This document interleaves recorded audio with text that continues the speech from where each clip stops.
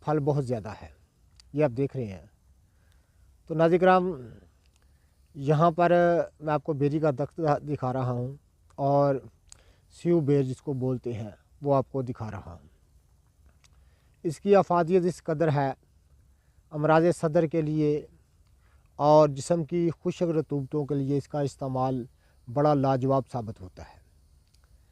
لیکن ہم ان تمام چیزوں سے دور ہوتے جا رہے ہیں۔ یہ رب العزت کے خزانے ہیں جو اس نے زمین پر بکھیرے ہیں انسانوں کے لیے۔ یہ رب العزت کی نعمتیں ہیں۔ یہ دیکھیں، یہ بیر جو ہے قدیم دور میں، یہ ایک بیری کا درخت میں آپ کو دکھا رہا ہوں۔ قدیم دور میں بہت زیادہ لوگ اس کا استعمال کرتے تھے اور امراض صدر کے لیے تمام حکماں فرماتے ہیں، قدیم حکماں جو ہیں امراض صدر کے لیے اور جس بدن کی خشک رطوبتوں کے لیے